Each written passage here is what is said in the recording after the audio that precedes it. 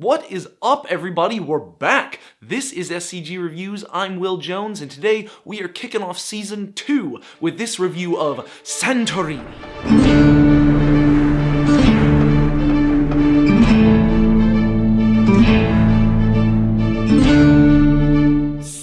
Santorini is a semi-asymmetrical puzzle game for 2 to 4 players coming to us from Roxley Games. In Santorini, each player takes on the role of a Greek god from the ancient pantheon, trying to build up the island city of Santorini and heap the most glory for the city's construction upon themselves. The city itself starts as a flat island plain scattered with a couple of workers and builds up vertically over the course of the game as different towers grow and are finished by the players. Turns are very simple. On each turn, a player must move and then subsequently build one tower level with one of their workers. Each tower has 3 tiers before it's eventually capped off and finished with a dome. Your goal is to move one of your workers to the top of a nearly finished undomed tower to claim victory, but that can be tough because you can only move up one level at a time and only on adjacent squares. The use of asymmetric god power cards is optional, but does give people some variations on that extremely basic turn formula that they can use. Alright, so Santorini is incredibly simple to play. That little rules breakdown I just gave you is basically the entire thing. Don't let that fool you into thinking that it's easy though. This is one of those puzzle games that even though it's really easy to explain, it can be really tough to get a grip on the really masterful strategies. It becomes this thing of trying to block your opponent's workers, not just based on what square they're on, but based on what height of tower they're standing on top of. On the old game design curve of complexity versus depth, Santorini is a really good ratio. Very simple, but very deep. So much so that I was kind of wondering why this wasn't actually a classical game from antiquity, like chess or Go. Or no, you know what it feels like? It feels like Connect 4. Santorini is like Connect 4, but instead of dropping checkers down into a vertical board,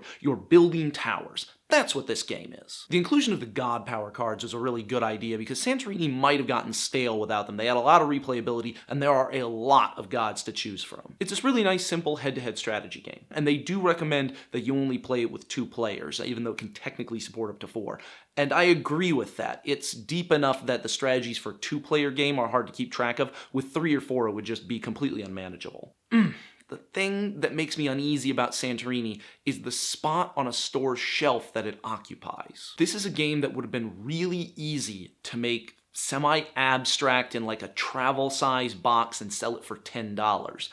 But they went a very different way with it. Santorini looks really nice, it's got this great cartoon art, it's in the big old display shelf box, and it retails for $50. They even went above and beyond just a flat board and actually raised it up on this sort of plastic cliffside mountain. And while I really appreciate advanced aesthetics and game construction, and they can really enhance the experience, in Santorini's case, they just feel misplaced. You don't need all that for Santorini. This could very easily have been a very basic flat board with some cubes on it, and that would have been it, and it would play exactly the same and lose very little in the translation. When you're playing Santorini, it feels like one of those games that you should be able to fit in a fanny pack and play on an airplane tray table, but it is a full production game with a lot of substance to it. I think I would have enjoyed the gameplay of Santorini more if I was about 10 or 12, much like a Connect 4, but the price point and the size and production seems made more for an older crowd. I want to believe in what Roxley Games is doing. They did a tremendous job with Steampunk Rally, and they've definitely built up some goodwill with me,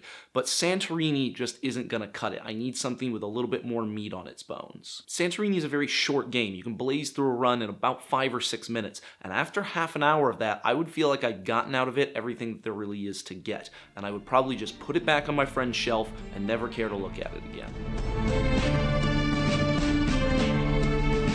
So that's Santorini, and that is the start of Season 2 of SCG Reviews. Thank you as always for watching. Please go ahead and click below to like and subscribe to us for more great content, and until then, have fun around the table.